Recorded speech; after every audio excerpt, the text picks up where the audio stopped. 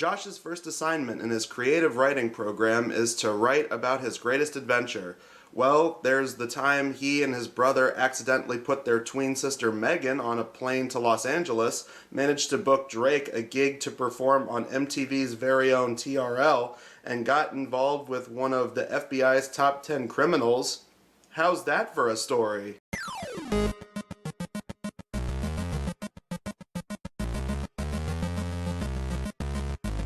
So today we're going to be looking at Drake and Josh Go Hollywood, the movie, as the cover says. Even though it does feel like a movie, a lot of it also feels like an extended TV special. I mean, the runtime's only $1:13. It's really not that long. As far as I remember, like they did another TV movie. It was the Merry Christmas Drake and Josh, like a couple years after this, and I think that was like an hour and a half. That felt more like a real movie. But before we even talk about this, I guess I should talk a little bit about the show itself. Drake and Josh and Ned's Declassified were probably the last Nick coms I ever really watched. Around that time I was getting into middle school. I was also getting more and more into the internet instead of watching TV.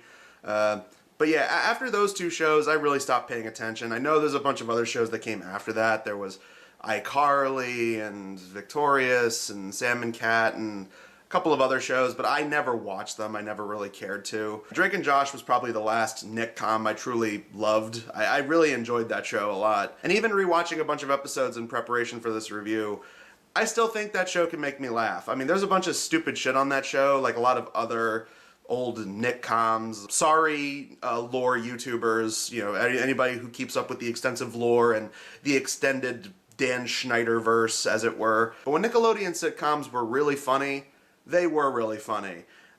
Unfortunately, they now have the baggage of being from fucking well-known Hollywood sex pervert and foot fetishist Dan Schneider, which I remember at the time when like that was first coming out, everyone's like, oh, that's just a conspiracy theory. Everyone's looking too deep into that. No, forget about it.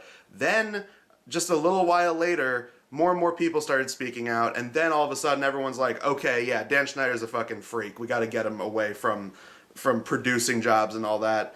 And that began, I think this was like 2021, 2022 maybe, that whole apology tour shit that he was doing, where he was doing like the YouTube videos where he was trying to say he was sorry, but also tried to paint himself as a poor victim, and that, you know, nobody really knew his side of the story. And when Drake and I talked and he told me what had happened, I was more devastated by that than anything that ever happened to me in my career thus far. 41 of those people wrote letters for Peck, character letters, praising him for who he was and asking for leniency, and they knew that he was guilty. They knew he had confessed to some degree, and they still did this. But Drake's mom, a lovely woman who I stay in contact with this day, she came to me at the time and she said, would you help me with my speech for the judge? And I said, of course. And I did. Yes, because people just feel so sorry for powerful Hollywood producers who've been getting away with sex scandals and weird fetish shit for years. Boo-hoo for you, Dan Schneider. And I guess there was also that drama that went on between Drake Bell and Josh Peck a while ago. I get, like, one of them didn't go to another's wedding, and then there was that documentary that came out exposing a lot of, like, the hidden predators behind Nickelodeon, and eventually it seems like whatever beef they had was squashed. It seems like they're on good terms with each other now, which is good. You know, I remember when I first heard about that, it was like, shit, you telling me Drake Bell and Josh Peck didn't really get along when they were making Drake and Josh, and it was all just fake? Like, it's one of those eye-opening moments where it's like, whoa, those guys got along so well on the show, and it seemed like everything was good, but you know, we never know. That is like my generation's version of an true Hollywood story of the two actors that really didn't get along on set. It's like, wait, you're telling me that they didn't really like each other? It's eye-opening. It's like, wait a minute, you're saying that Bill Murray and Richard Dreyfuss didn't really like each other on the set of What About Bob? No. The pilot script's opening scene is said to have included a fan reciting the iconic "Hug Me Brother" line to Josh, who then replies, "Hug yourself, fuckhead." I'm sure there was like an attempt to bring back Drake and Josh at some level, but not like this, I don't think. But we're not here to talk about the drama. We're here to talk about this movie. And I forget what season this movie was aired in between. I found out the movie came out in 2006, and it went to TV. And, well, I'm gonna put it like this, before we actually get into the details of the plot and all that. I'm gonna say this. This movie, if you were to look at it as a real movie, which you probably shouldn't, but for the sake of argument, if you're going to, it's not a very good movie.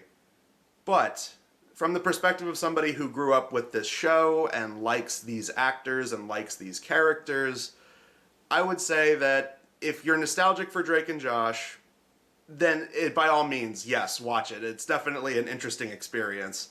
Because rewatching this movie with a fresh pair of eyes, it's sort of like years ago when I did a video talking about Good Burger. Good Burger and Snow Day, the original, not the 2022 one, that one's a way worse Nickelodeon TV movie, in my opinion. It sort of falls into that category of, by all accounts, this is not a very good movie. But if you're nostalgic for it and you grew up with the show and you liked the show, then yes, it is definitely going to appeal to you. And you have a soft spot for this kind of humor and this kind of overacting, and you know it's not very good, but you still enjoy laughing at it, because every once in a while there are some jokes that you do find genuinely funny.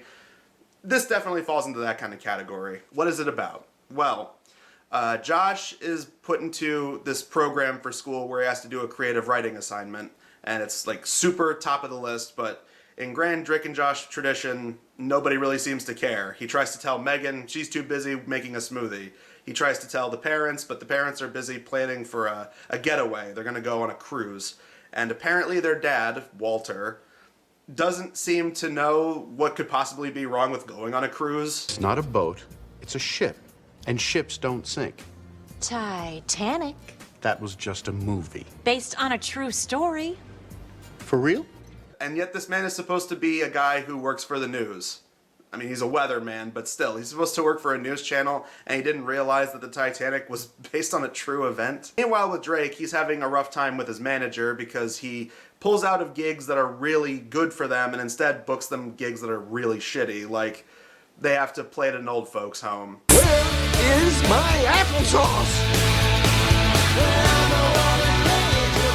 Where is my applesauce? Oh, would somebody please get him his applesauce? So I gotta say, there's this one actor in this sequence, this one old guy, and he says this one line. Hippie! You communist! You ain't no Wayne Newton!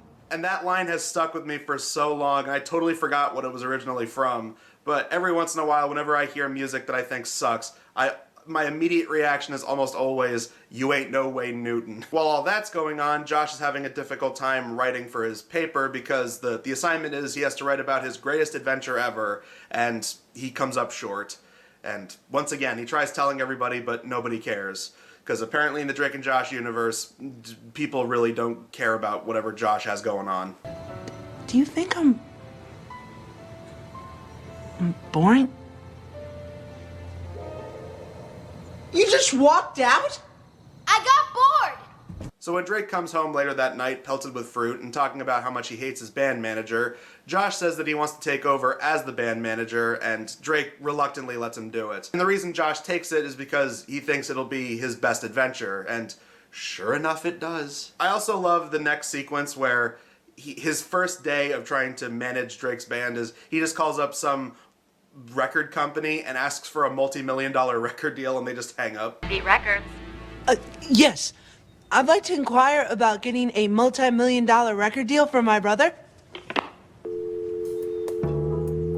Hello? It's jokes like that throughout the movie that really got me. Like, sometimes the mugging and overacting, definitely a staple of Nickelodeon sitcoms, and sometimes that's very annoying, but other times, when it works just right, it is pretty funny. On top of the parents going away for a 10-day cruise, Megan is going to be heading to Colorado to meet up with a friend, so they have to drive her to the airport. And after Drake takes over an hour just to go and get a corn dog and a drink at the mall, they then have to rush on over to the airport, and here's where you know some shenanigans are about to go down. But before we get to that part of it, I just want to point out, sometimes this movie actually looks pretty cinematic for a TV movie.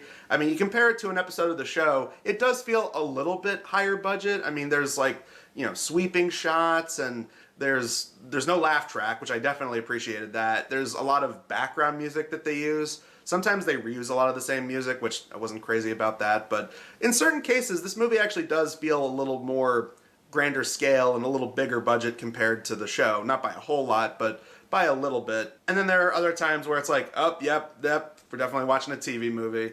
The key examples I can think of with some of the TV movie style editing include, there's a really crappy Day for Night shot. Sometimes they alternate between having characters actually driving in a car, and obviously the car they're driving is being towed. Getting closer! But then they also have scenes where people are obviously driving on green screen, and it's very apparent. It looks like Seinfeld whenever a character in that show is driving. Oncoming truck. And my favorite example of this is there's a scene where they're on a plane and there's supposed to be turbulence, and they just kind of have the actors pretend to wobble around, and then in editing they add like a little shake effect. Looks like we're about to hit a little turbulence, so please keep your seatbelts fastened. Ah, dang it! We'll get to the scene a little bit later, but it's very apparent because you have to have a character fall down in the scene, and it's just so obviously like, oh, I'm shaking. Whoa! But as they speed Megan to the airport and they rush to get her on the plane, there's a little bit of story building we have going on here, because while Drake is going to get them drinks, Josh sits down and on the TV there's a newsreel about how some kind of money printing press was stolen from DC. So you know that's going to come into play later in the movie. But at this point in the story, what's more important is it turns out that they put Megan on the wrong plane. Instead of sending her to Colorado, they're sending her to LA. Shit, isn't this basically just the plot to Home Alone 2? I mean, yeah, obviously there's a bunch of other movies that have people getting on the wrong plane, but like, specifically that was the one it made me think of because it involves a kid who ends up in a different city, and the kid is more than capable of taking care of themselves. As like, man, it really is like Home Alone 2. And I guess a little bit of Home Alone 3 because, spoiler alert for this movie from 20 years ago, you have villains in this who are criminals on the FBI's top 10 most wanted list.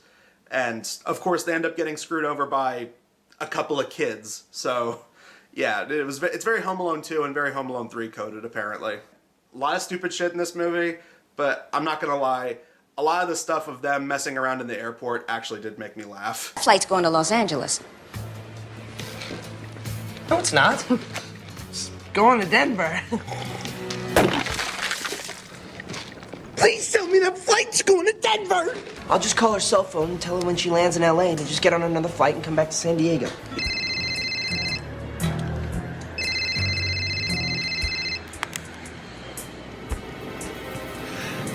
Hello? You forgot to give her cell phone back? Stuff like that actually did make me laugh. That's the kind of thing I could easily see in like an actual theatrical big budget comedy movie from around that time. And you know what?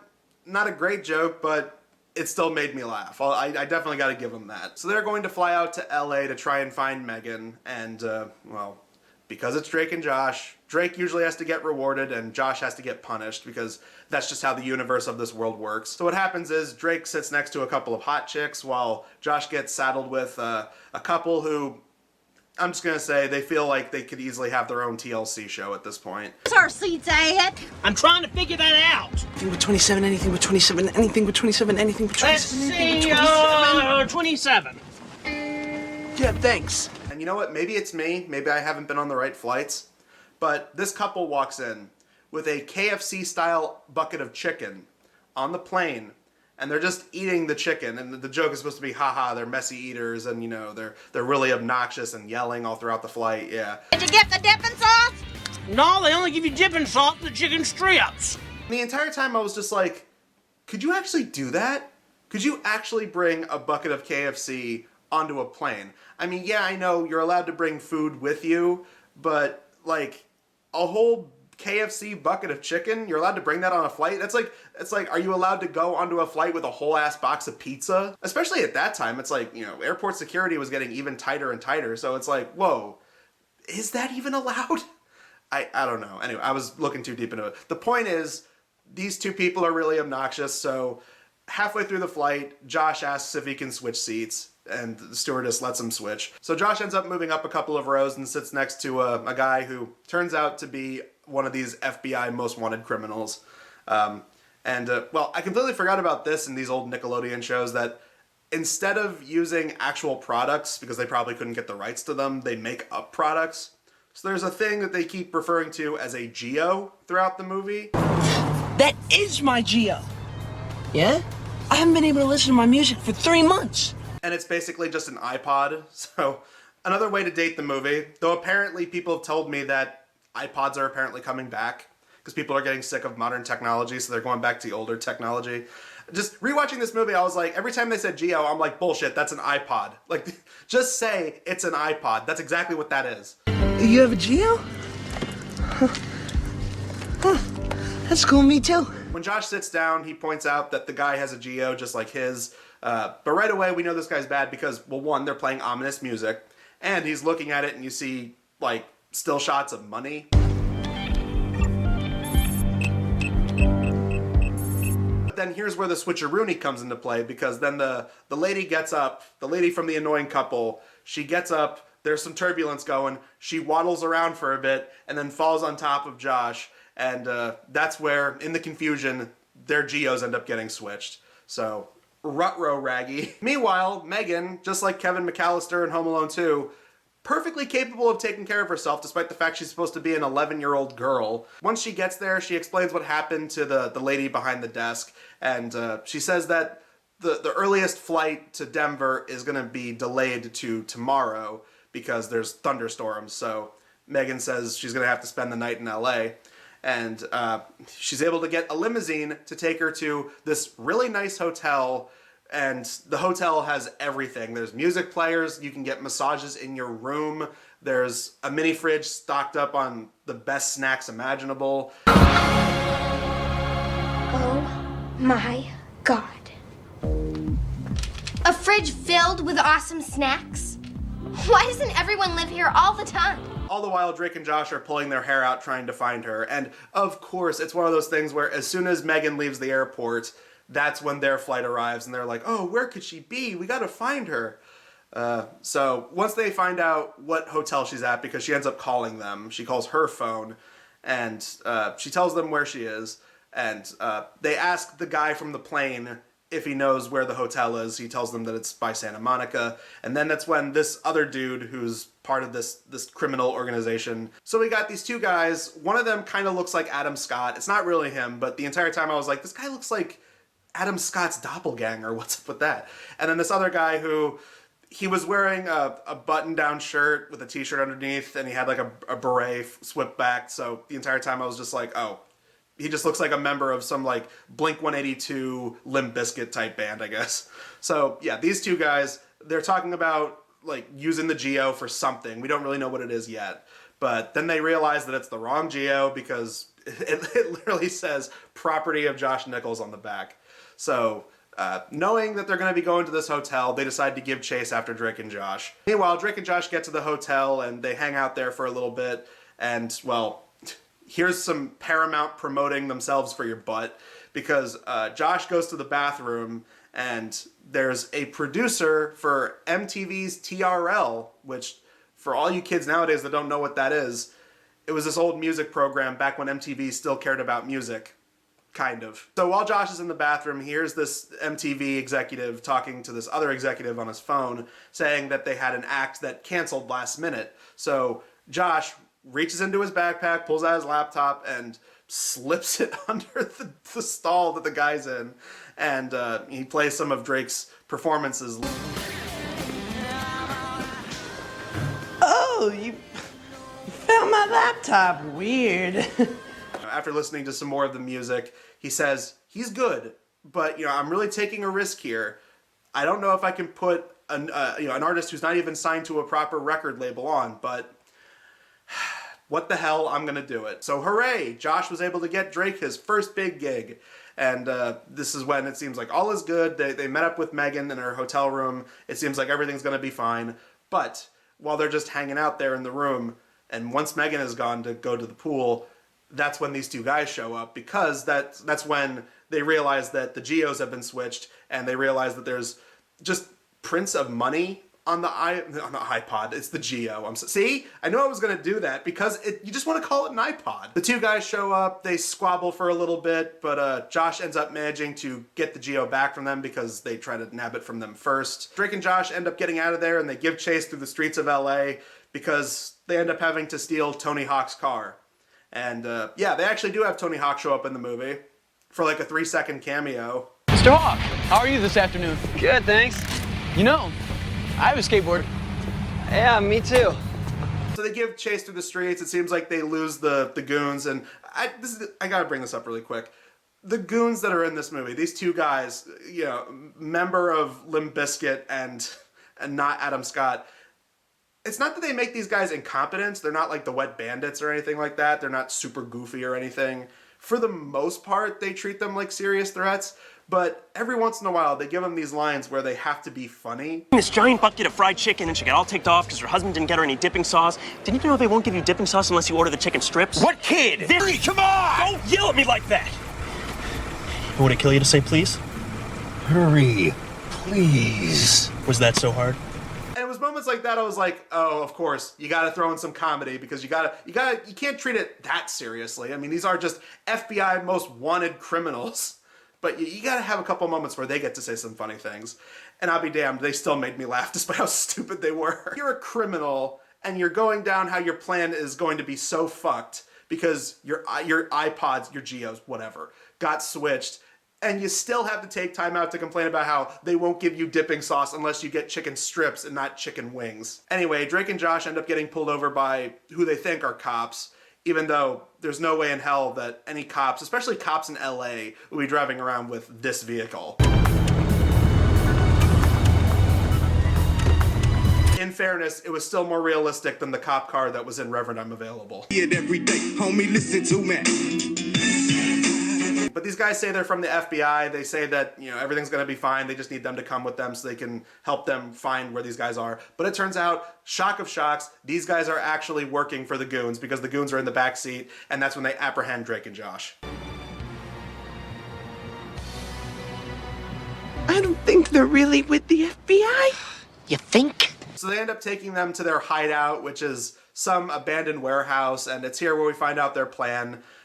They stole this money machine, which they call back later, was you know, the one that was referenced in the news story at the beginning. They stole a money printing machine, and the Geo has codes of money so that way they can just make counterfeit money, and then they're going to flee the country and go to Brazil. And despite the fact that they locked Drake and Josh up, they still managed to escape several times. I mean, it seems like they could easily climb over the wall of this area. Like, they at one point peek over the wall to see what they're doing. And honestly, if they were feeling brave, they could have just scaled that wall and then made a break for it, but no, they obviously can't do that just yet. And a little bit after that, after they get the machine to start printing counterfeit money for them, they end up picking the lock to the room that they're locked in, and they come up with a pretty good plan where they're going to try and knock out two of the goons that are guarding the door with blunt objects, but unfortunately, they didn't get knocked out. We thought you'd fall down. So then, because they don't want them interfering with their plans, they then tie them up and put them out in the open so that way they can keep an eye on them. And this is probably the harshest thing you're going to get in the whole movie because it's a Nickelodeon TV movie. That nobody whips out a gun or anything. I mean, these are supposed to be criminals, and yet, you know, they never threaten to, well, they never threaten to shoot them is the thing. But they do threaten to kill them. What are you gonna do with us? Let's just say, I hope you boys are very good swimmers. And then a little bit later, when their hands are tied up, they notice a broken pair of scissors off to the side. And while the bad guys are off celebrating like, oh yes, we got money, haha, they're able to sneak the pair of scissors and they're able to cut through their restraints. Okay, here.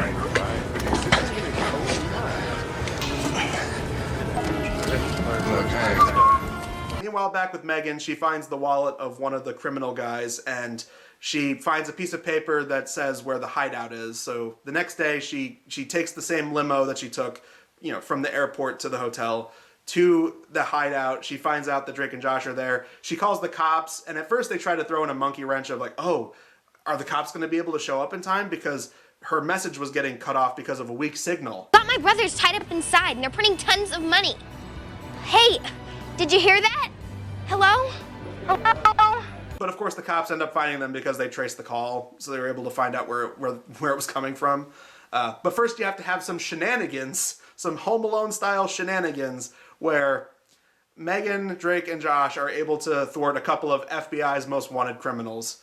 Because, well, when Megan sees what's going on inside, she turns on a giant fan, which starts blowing away the money, and then that's when Drake and Josh, spring into action, reveal they're not really tied up anymore. They cut through the restraints, and they start taking on some goons themselves. And again, despite the fact that they're Drake and Josh, they're just a couple of boobs, they actually managed to hold their own pretty well.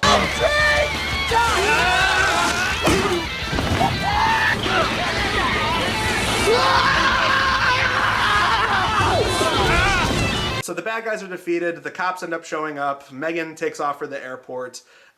Tony Hawk's manager, I guess they couldn't get Tony Hawk to even show up for this little like wrap up. But his manager shows up and tells them, oh no, Tony's not mad that you guys stole the car. He says that he would have done the same thing in this situation. And don't worry, he's got like 3 cars as it is, so you'll be fine.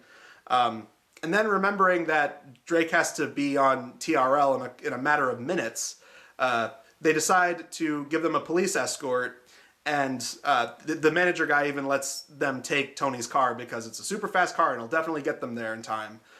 So they speed through the streets, they end up making it to TRL. We get a good 5 minutes of Drake and his band performing this song called Hollywood Girl.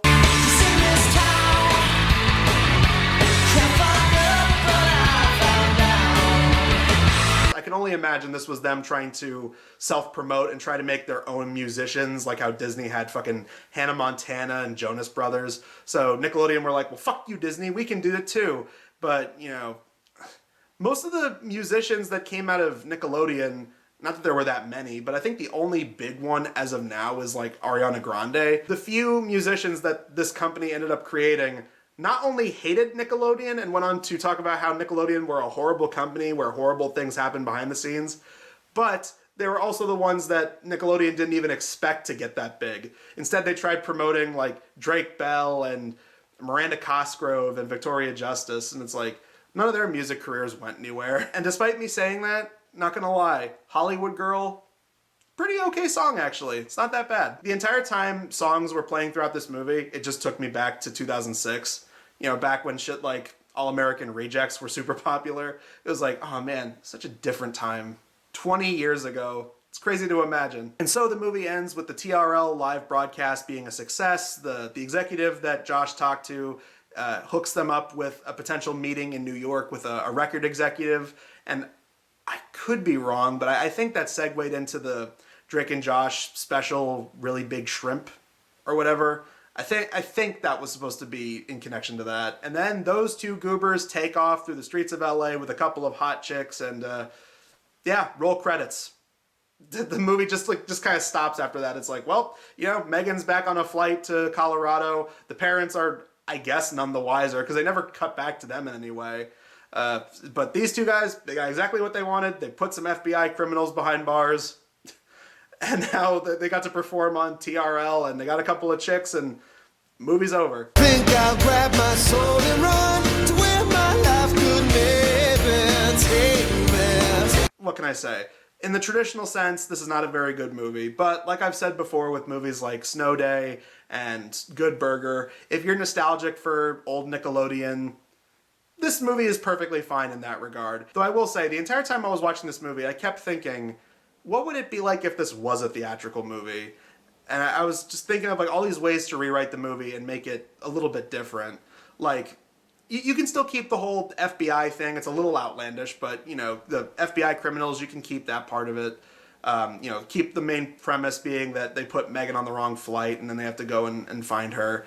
You can keep all that, but it feels like the movie, it definitely would have been longer. Instead of being an hour and 13 minutes, it probably would have been longer. I don't know, maybe you can have something with the parents.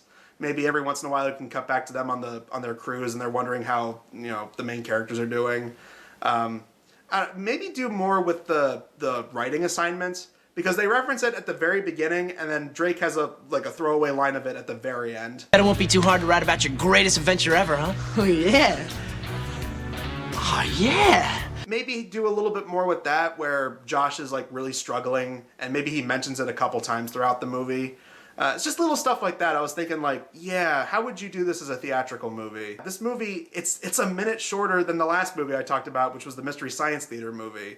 And that's another example of a movie that was based on a show that got its own movie, except that went to theaters for a very limited run. This, it just stayed on TV, and honestly, that's perfectly fine. For a Nickelodeon TV movie, it's not great, but if you're familiar and nostalgic for the show that it's connected to, then I definitely recommend it in that regard. Don't expect a great movie or anything. This ain't Citizen Kane, this ain't Casablanca. I mean, it is exactly what it is. It's fucking Drake and Josh Go Hollywood. What more do you expect? As for what to expect next time, we're going to be doing an anime review for Blockbusters. We're going to be looking at an anime called Unlimited Psychic Squad, which is apparently a spin-off to a well-known anime. I'm not too familiar with it, but I do want to watch it and talk about it for a video. But until then, guys, I'm Adam Sykes of the Blockbuster Show, and we will see you guys in the next video.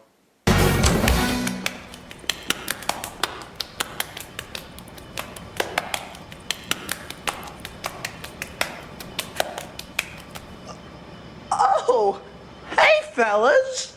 Want to play?